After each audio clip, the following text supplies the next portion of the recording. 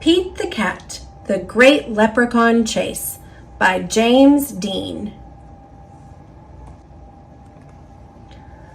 Tomorrow is St. Patrick's Day, and Pete's teacher, Mr. G, is teaching about leprechauns. The only time you can catch one is on St. Patrick's Day. A leprechaun will bring you good luck, Mr. G says. Now, everyone in the class wants a leprechaun. Pete gets a great idea. He will open a leprechaun catching business. St. Patrick's Day comes, and Pete gathers some supplies. He hangs a sign above his stand. This will be easy, Pete thinks. Squirrel is Pete's first customer. I want a leprechaun, Squirrel says. I need good luck for my test. Cool, I'm on it, says Pete. Pete has a plan. He will follow a rainbow until he finds a leprechaun. Finally, Pete arrives at the end of the rainbow and finds Clover the leprechaun next to a pot of gold. Pete sneaks up behind Clover. Swoosh! But Clover is too fast. Did you think you'd be catching me so easily? He asks. Once there was a cat named Pete who thought nabbing some luck would be neat. Then he happened upon a smart leprechaun who he'll find quite tricky to beat.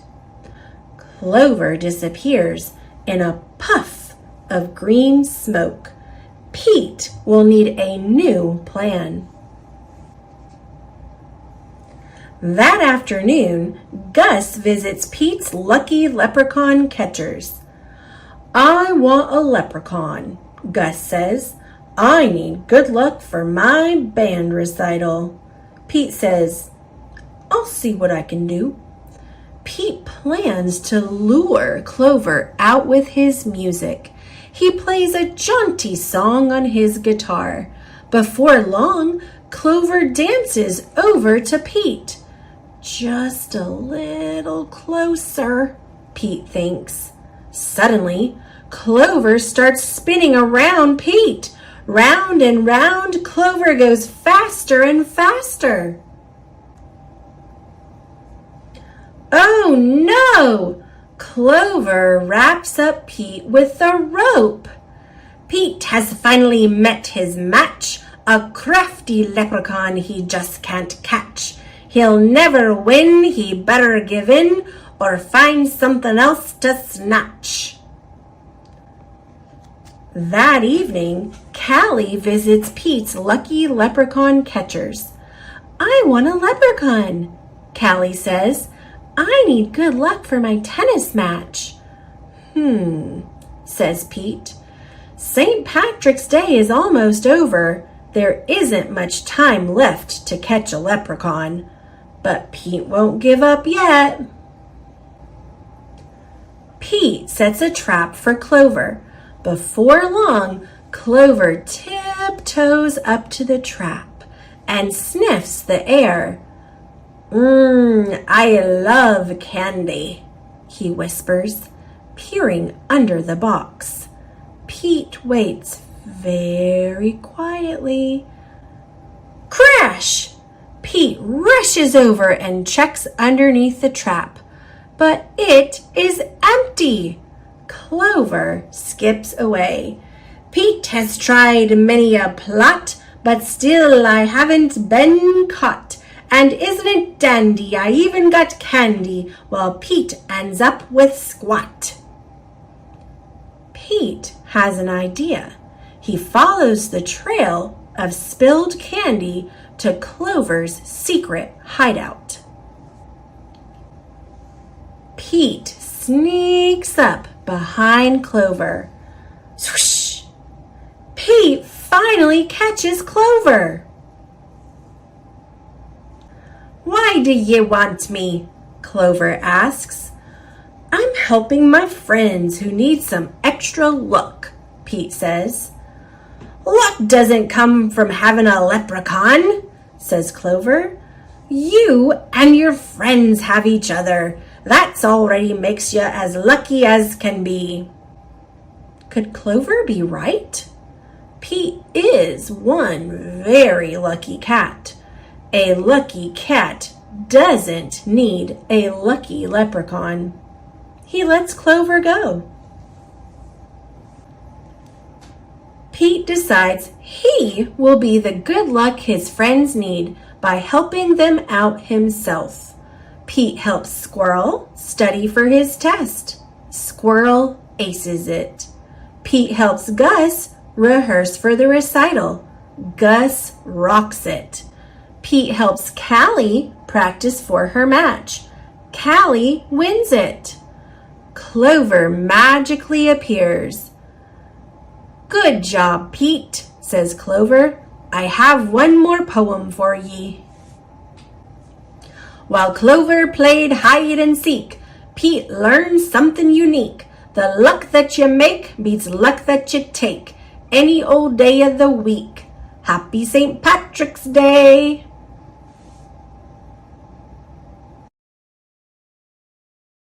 Pout-Pout fish, Lucky Leprechaun. Based on the New York Times best-selling Pout-Pout fish books written by Deborah Dyson and illustrated by Dan Hanna. Written by Wes Adams, illustrated by Isidre Monet. Every St. Patrick's Day, Mr. Fish dresses up in a tall hat and whiskers and carries a pot of gold. But this year, his pot is empty.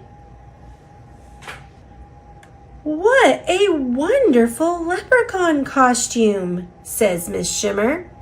But my golden treasure is missing, Mr. Fish says. Leprechauns always carry a pot of gold. We'll find it, says his friend. Wearing green on St. Patrick's Day should bring us all good luck. Mrs. Squid spreads the word. We're looking for the missing treasure, she says. Missing treasure? Echoes Ms. Clam. Oh my! Besides his treasure, Mr. Fish has also lost his holiday cheer. We must find the missing gold, declares Mr. 8. Up and down, over and under, the creatures follow one another through the sea. As they parade after the missing treasure, a worried Pout-Pout fish leads the way. Underneath the Emerald Isle, the excited searchers scatter in every direction. If you were golden treasure, where would you hide? Mr. Fish wonders. In the big, big dark, says Mr. Lantern. Let's see what we can find. Mr. Lantern and a nervous Mr. Fish swim down, down, down, where they discover a wild array of creatures. But not Mr. Fish's special treasure. Mr. Fish is glad to leave the depths behind. Let's visit my cousins, the oysters, suggests Miss Clam. They know all about hiding treasures. No luck.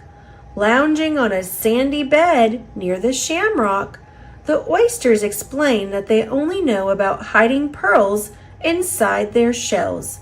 Mr. Fish's smile goes further upside down. How about the shipwreck? Says Mr. 8. In the hold of a sunken pirate ship, they find a chest of golden coins. Is this the treasure you are looking for? Asks Ms. Clam. No, says Mr. Fish. I'm going home, says a disappointed searcher heading toward Rainbow Reef. As Mr. Fish watches the small fish swim away, he has an idea. I think I know where my treasure is. He darts off and the others follow. At the end of Rainbow Reef, in a hidden hollow, Mr. Fish finds what he is seeking. A school of shimmering yellow butterfly fish. We've found the gold at the end of the rainbow, Mr. 8 declares. We thought it would be fun to play hide and seek, say the mischievous golden fish as they swirl back into Mr. Fish's pot, completing his costume.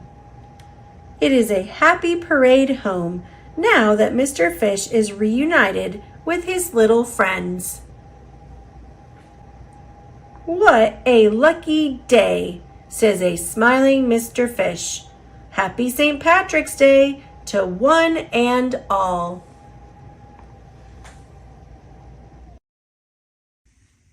How to Catch a Leprechaun. Words by Adam Wallace.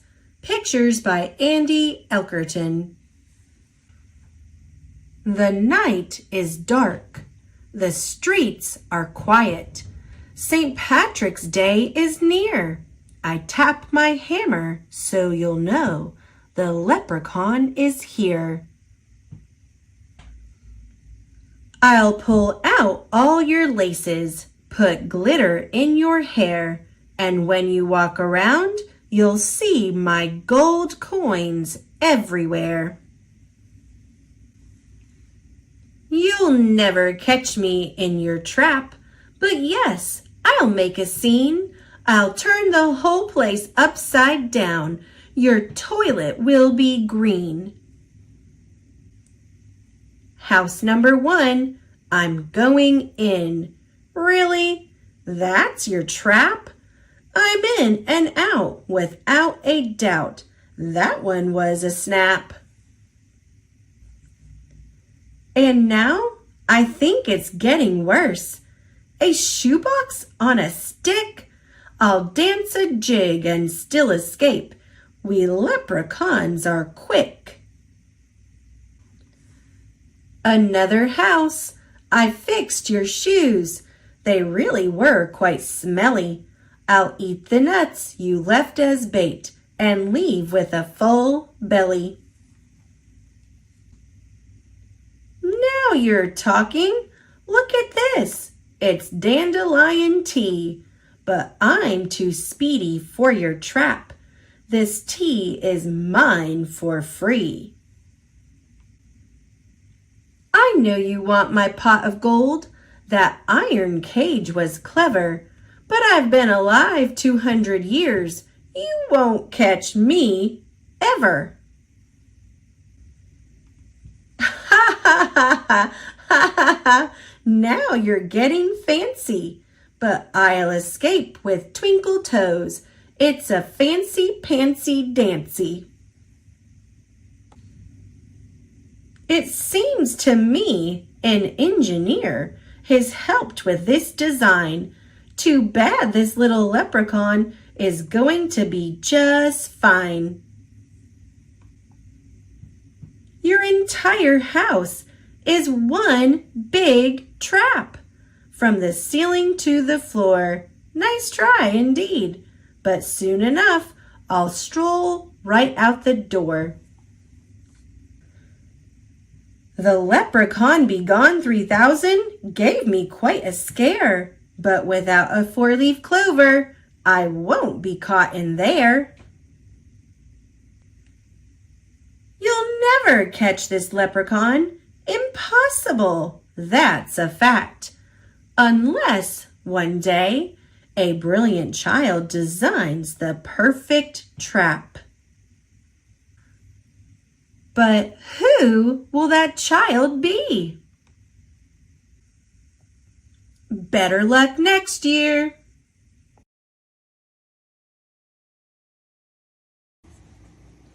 Lucky Tucker by Leslie McGurk. When Tucker woke up on St. Patrick's Day, he got off on the wrong paw.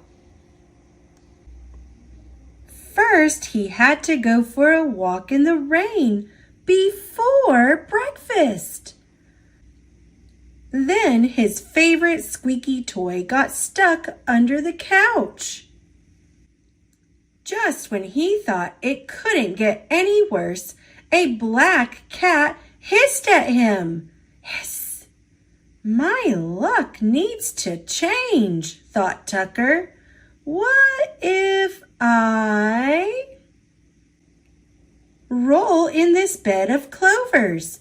Maybe their luck will rub off on me. Little did he know that he was being watched by a leprechaun. You just rolled in me bed of 4-leaf clovers, the leprechaun said. Now you'll be the luckiest dog around. And off he ran. Tucker chased after the leprechaun, but he got sidetracked when he saw a boy licking an ice cream cone. The top scoop was about to fall off. Tucker made the catch. Wow, what a lucky dog, the boy said. By now, the leprechaun had disappeared, so Tucker decided to go to the dog park. Today was his lucky day. He got to play and wrestle with all his best friends. On his way home, Tucker passed by the bakery that sold homemade dog biscuits. Aren't you a lucky dog, Tucker? Said the baker.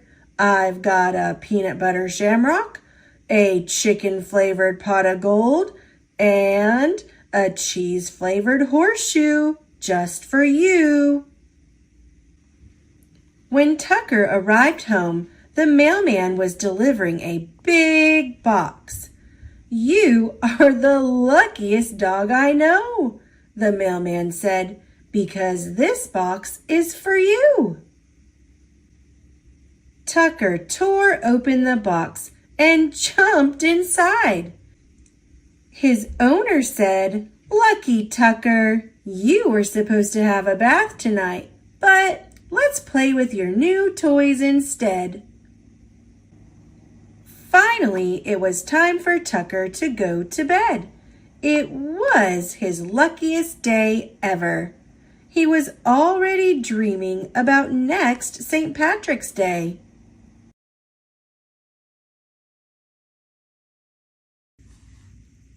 St. Patrick's Day by Gail Gibbons. St. Patrick's Day is celebrated each year on March 17th. This holiday is celebrated by the Irish and other people in many parts of the world. They honor Saint Patrick, the patron saint of Ireland. St. Patrick lived many years ago. He was born in Britain around the year 380 and raised in a Christian family.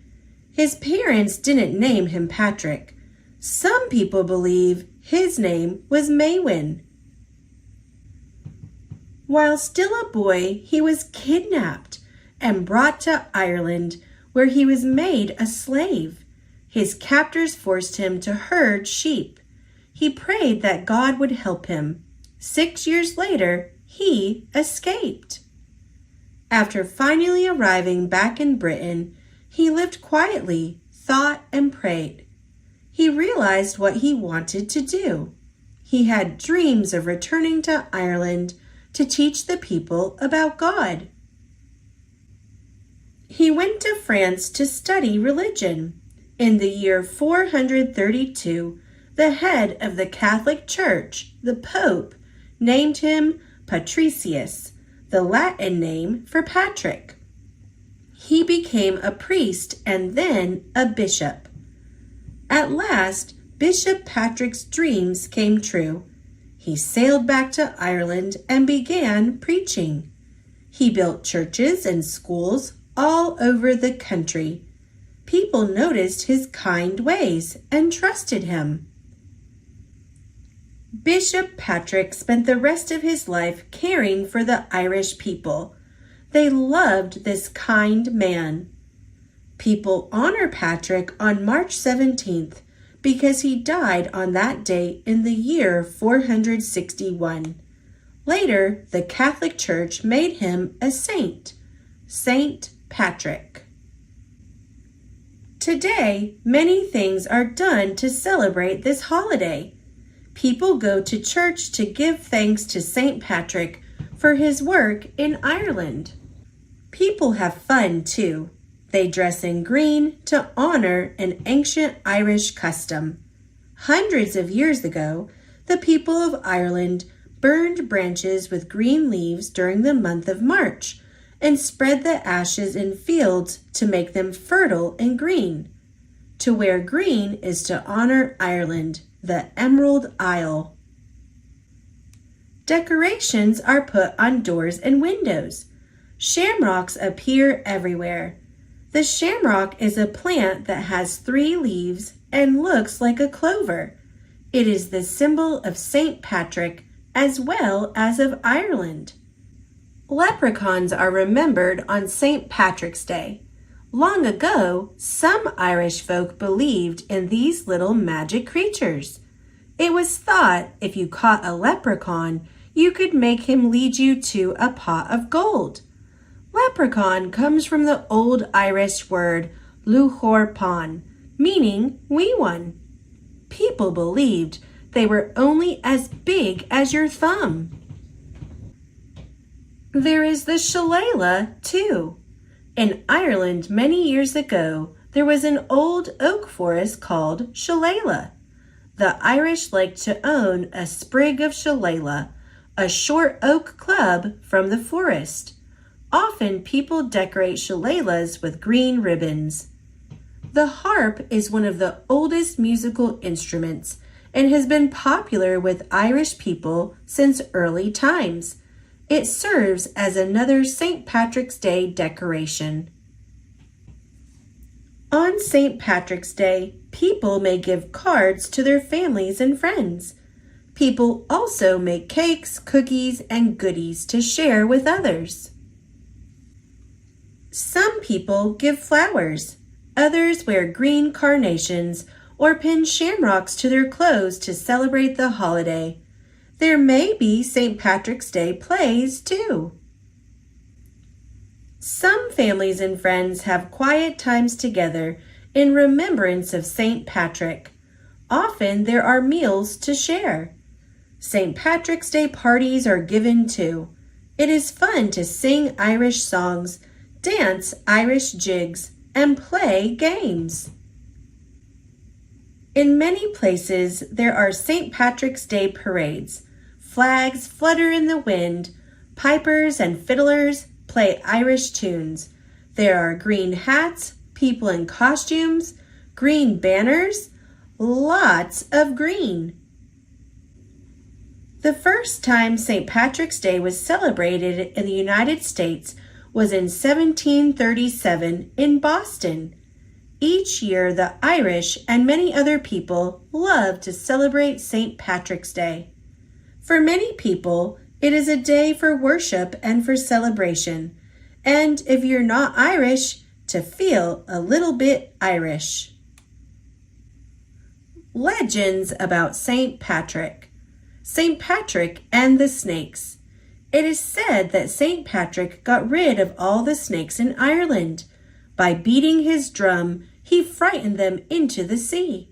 Today, there are no snakes in Ireland. St. Patrick and the poison. Some people say that a wizard tried to kill St. Patrick by putting poison in his drink. St. Patrick quickly turned it into ice and tossed it from his cup. St. Patrick and his cloak. It is said that St. Patrick had a friend who borrowed his cloak. There was a big fire where the friend was staying, but he was not hurt because he was wearing St. Patrick's cloak. St. Patrick and the shamrock. St. Patrick used the shamrock to explain to people about the Holy Trinity, one God and three divine beings, the Father, the Son, and the Holy Spirit. Growing at his feet was a shamrock. He used this plant to explain 3 in 1, one stem with 3 leaves. St. Patrick and the fish. Another legend is that each year on March 17th, fish rise from the sea. They pass before St. Patrick's altar in Ireland and then disappear back into the sea. St. Patrick and the sunset. It is said that the sun didn't set when St. Patrick died and that it shone in the sky for 12 days and nights.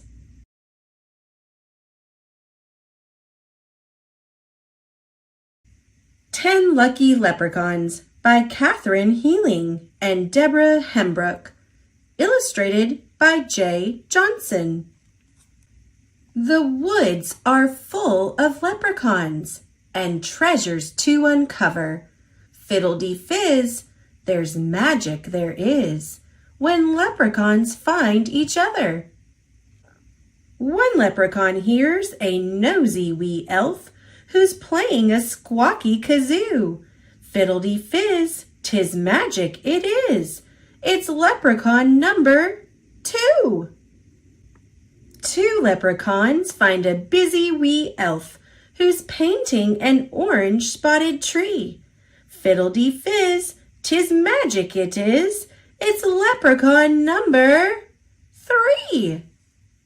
3 leprechauns spy a nimble wee elf who romps on the green forest floor. Fiddle-dee-fizz, 'tis magic it is.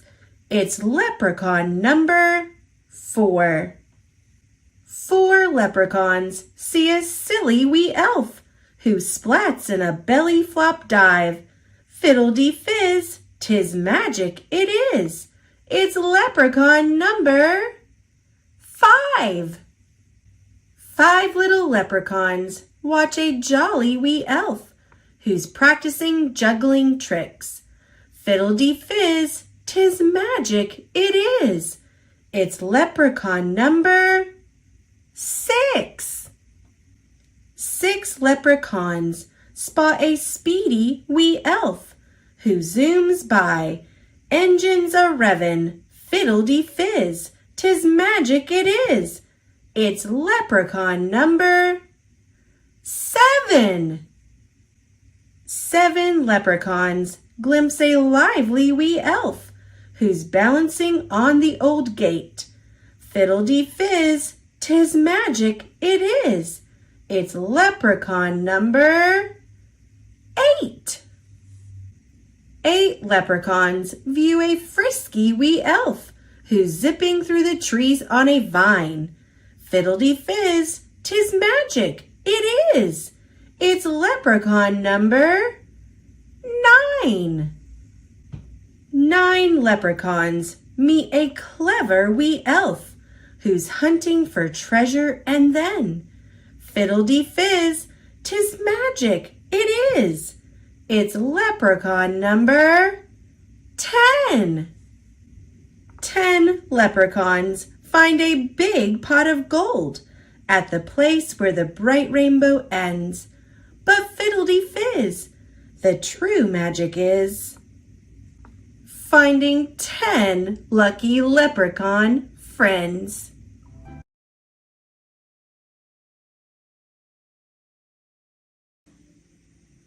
The Leprechaun in the Basement by Kathy Tucker. Illustrations by John Sanford. O'Leary was a leprechaun. A long time ago, he had come from Ireland, stowed in a trunk. Now he lived in the basement of a house in Chicago.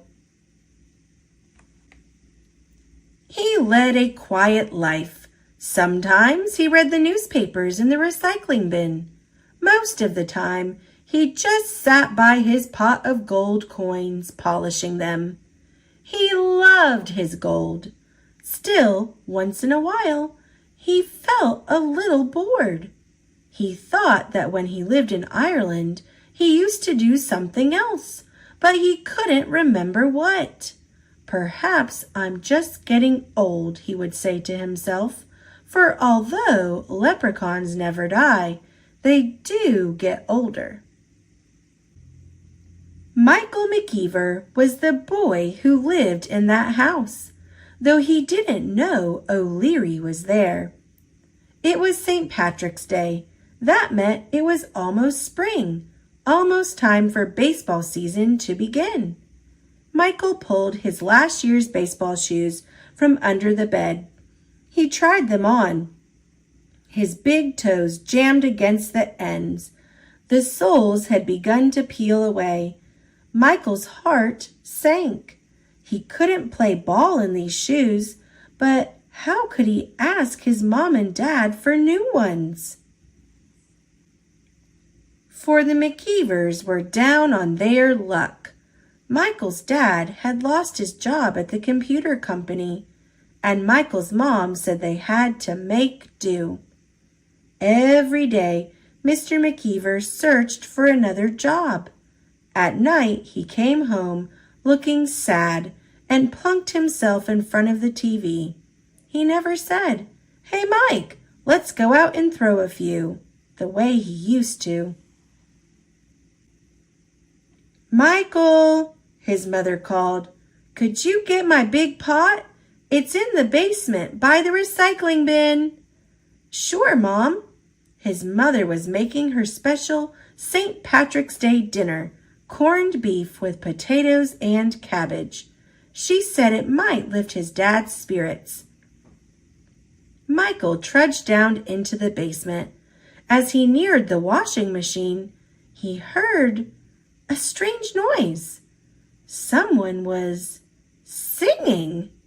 "When Irish eyes are smiling, sure it's like a morning spring. In the lilt of Irish laughter, you can hear the angels sing." Michael peeked around the furnace. There, in the recycling bin, was a tiny old man. He jumped up and stared at Michael. Michael blinked. The little man looked exactly like the pictures of the wee folk he'd seen in a book about Ireland. "Are you a leprechaun?" he asked. O'Leary scowled. He had a bit of a temper. "Well, I'm not from outer space." Michael pointed to a bowl with something sparkling in it. "What's that?" he asked. "My gold, of course." "Michael, I'm waiting," his mother called. "Coming, Ma." Michael grabbed his mother's pot. "I'll be back," he whispered to the leprechaun. "I was afraid of that," muttered O'Leary, because suddenly he knew his life would never be the same again. At supper, Michael's dad just picked at his corned beef and cabbage. Michael could hardly eat either. He couldn't wait to talk to the leprechaun again. But after the dishes were washed, his father went down to the basement to check on the hot water tank, and there was no chance. In bed, Michael couldn't sleep. A leprechaun with a pot of gold! Why, that gold could buy all sorts of things. The hot water tank wasn't working right, his mom's bike was broken, and he needed baseball shoes. He had to have new baseball shoes. A leprechaun in the basement? Maybe their luck was going to change. O'Leary was awake too. He had always liked to sing an Irish song on St. Patrick's Day, but he could see that he had been very foolish. Now a human being knew where he was. Now there would be trouble, for humans wanted just one thing from leprechauns. They wanted gold. The next day, Michael raced home from school. His folks weren't home yet, so the coast was clear. The leprechaun was waiting. "Listen," said Michael, "my dad lost his job, and the hot water tank isn't working, and my mom's bike is broken, and I need baseball shoes." He held out his old shoes. "'Tis a pity," said O'Leary, "but what can I do?" "You could give us some gold."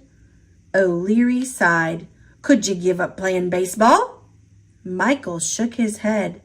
"No way! I love baseball." "Ah, you're a smart lad. Then you understand why leprechauns cannot give up their gold." "But that doesn't make sense. You have so much." "Some things don't make sense," said O'Leary, "and still they are true." "Leprechauns are supposed to be lucky," Michael protested. "I don't know about luck," said O'Leary, his voice rising, "but you're not getting one gold coin." "You're a selfish leprechaun," Michael said angrily. O'Leary stomped his foot. "And you are a greedy human being." Michael stalked upstairs. His father was coming in the door. "Dad, why are we so unlucky?" he blurted out. He wasn't supposed to worry his father, but he couldn't help it. He almost felt like crying. His father stared at him. "I guess you must think you are unlucky with such a gloomy dad." He put his arm around his son. "Listen, when I woke up today, I had the strongest feeling our luck is going to change. It doesn't make sense, but it's true. I know we McKeevers are going to be okay. Now, let's go out and throw a few." Like magic, Michael's spirits lifted. He ran to get his ball. That night in bed, Michael thought about what the leprechaun had said. He didn't want to be a greedy human being. He would make do. Maybe he could tape up the soles, and he reached under the bed for his shoes. Then he remembered he had left them in the basement. In the basement, O'Leary paced back and forth. Was he a selfish leprechaun? He stared at the baseball shoes. The stitching was poorly done. The soles were made of the cheapest leather. He looked for the shoemaker's name, but there was only a tag too worn to read. Sure and begorra, I could have made a better shoe myself, he thought. Why, I was the best cobbler in County Cork. And that was how O'Leary remembered what he used to do in Ireland. The next morning, when Michael McKeever stretched in bed, he felt something heavy on his legs. He sat up. There, on the blanket, was the most beautiful pair of baseball shoes he had ever seen. They were green, with excellent thick soles and good gripping spikes. On the toes were tiny gold shamrocks.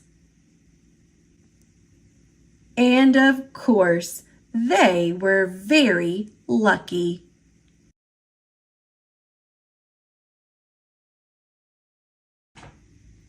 The Leprechaun Under the Bed by Teresa Bateman, illustrated by Paul Measle.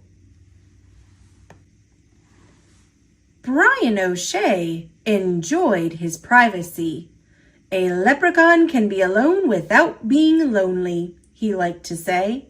Indeed, he would know, for he made a snug home beneath the ground in an out-of-the-way spot. But time went on. Big, tall human people moved nearer and nearer, until one day a man named Sean MacDonald started building a stone cottage right overhead. Brian tried leprechaun magic to stop Sean.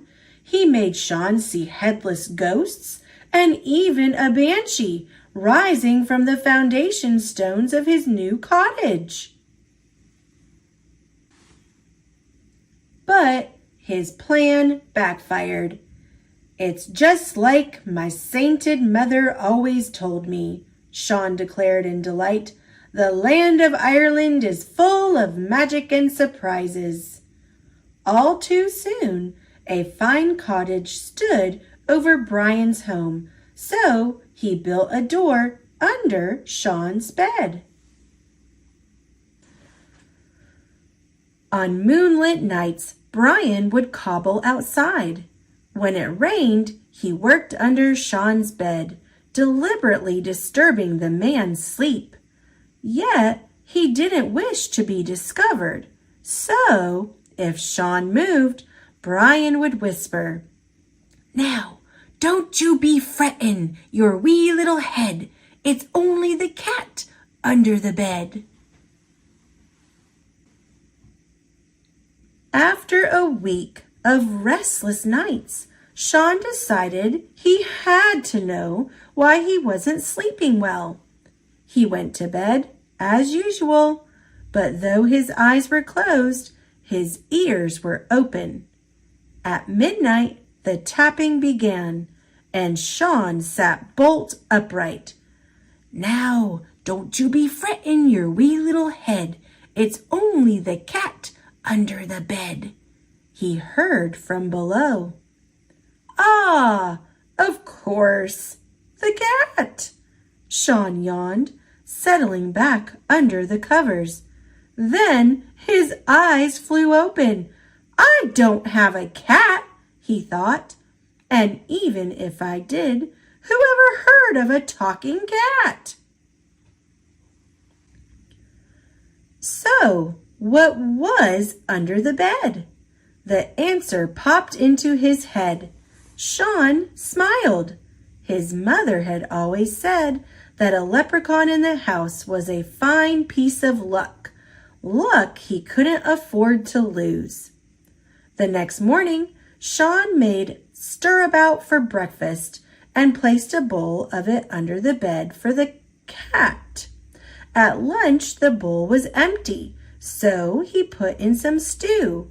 From that day on, every time he filled his own plate, he added a bit to the bowl under the bed. Shaun was a hard-working man, but his small farm produced barely enough. Times grew hard, and times grew harder, until there came a day when Shaun went to bed with both his stomach and the bowl empty. The next morning, a gold coin gleamed in the middle of the kitchen table. "What a blessing it is to have a cat in the house," he remarked aloud before hurrying out to buy good food. They lived well for weeks on that coin, but soon the cupboard was bare again, and another gold coin appeared. "Consider this a loan," Shaun said, "until times are better. Thank you, cat." But when Shaun went to buy his oatmeal and potatoes, there was more than one eyebrow raised in the village. A poor man might have saved one gold coin for hard times, but two? Gossip ran like water through fingers, and as it spread, it grew. Shaun MacDonald must have a whole chest of gold coins hidden in his cottage. What many tongues say, be it true or not, many ears hear.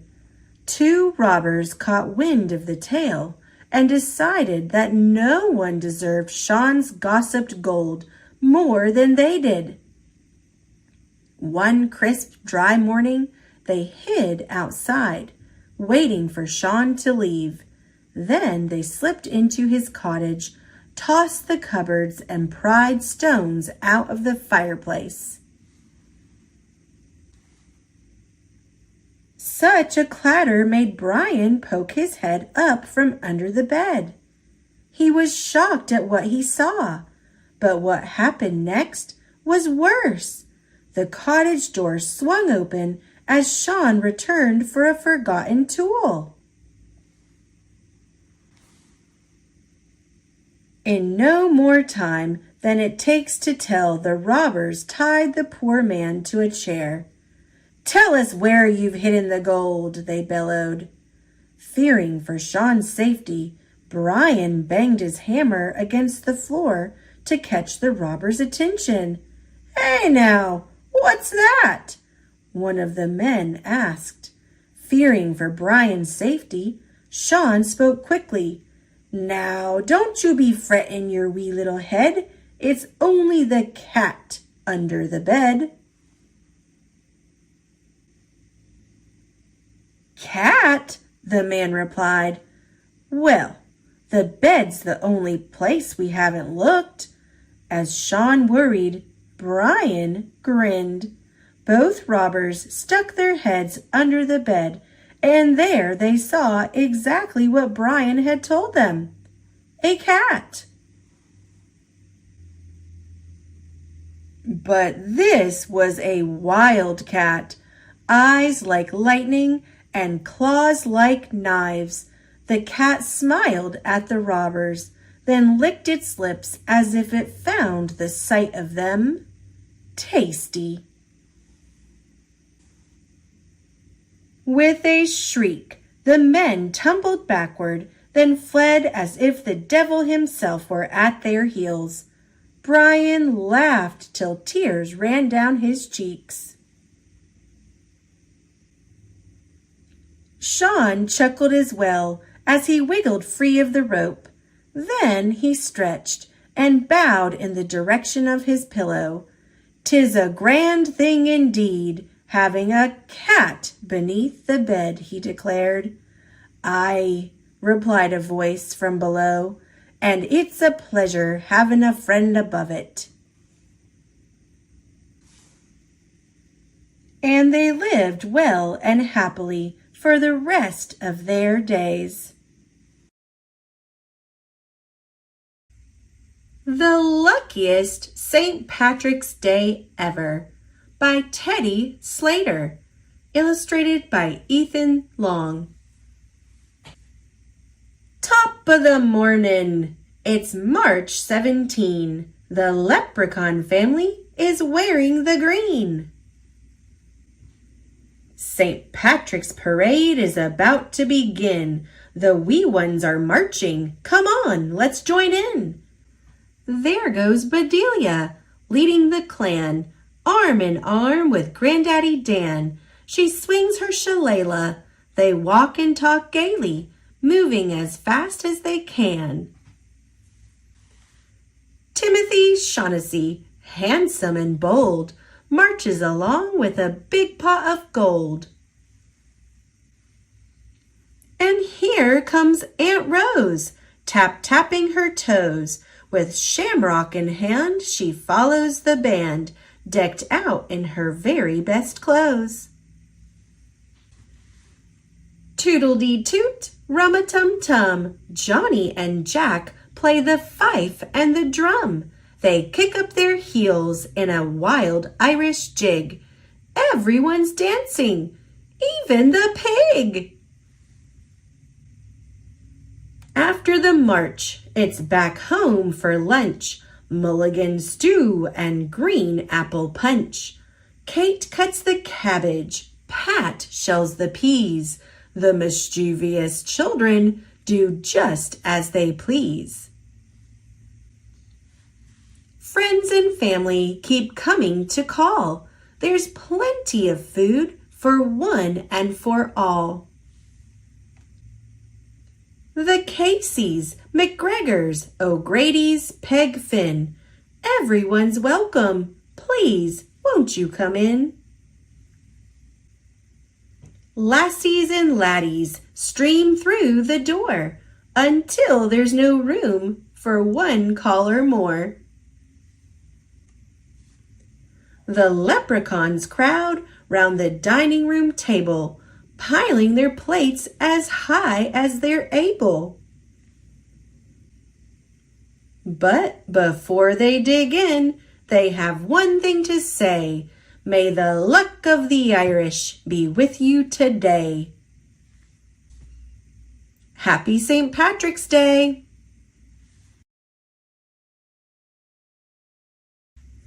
There was an old lady who swallowed a clover. By Lucille Calandro, illustrated by Jared Lee. There was an old lady who swallowed a daisy. She wasn't lazy when she swallowed the daisy. She swallowed the daisy to brighten the clover. I don't know why she swallowed the clover, but she didn't roll over.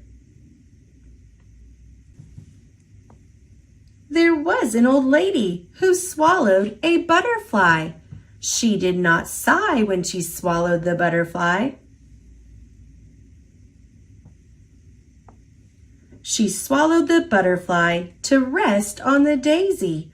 She swallowed the daisy to brighten the clover. I don't know why she swallowed the clover, but she didn't roll over. There was an old lady who swallowed a bird. It wasn't absurd when she swallowed that bird. She swallowed the bird to glide with the butterfly. She swallowed the butterfly to rest on the daisy. She swallowed the daisy to brighten the clover. I don't know why she swallowed the clover, but she didn't roll over. There was an old lady who swallowed a pot. Believe it or not, she swallowed that pot. She swallowed the pot to carry the bird. She swallowed the bird to glide with the butterfly. She swallowed the butterfly to rest on the daisy. She swallowed the daisy to brighten the clover. I don't know why she swallowed the clover, but she didn't roll over. There was an old lady who swallowed some gold. It wasn't cold, all that shiny gold. She swallowed the gold to fill up the pot. She swallowed the pot to carry the bird. She swallowed the bird to glide with the butterfly. She swallowed the butterfly to rest on the daisy. She swallowed the daisy to brighten the clover. I don't know why she swallowed the clover, but she didn't roll over. There was an old lady who swallowed a fiddle. It is a riddle why she swallowed a fiddle. The old lady started to dance, and before she was done, a wee little leprechaun joined in the fun. As they twirled high and low, she giggled so much, out popped a rainbow. Happy St. Patrick's Day!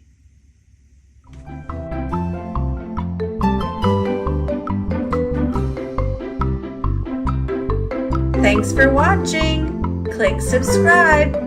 See you later, alligator.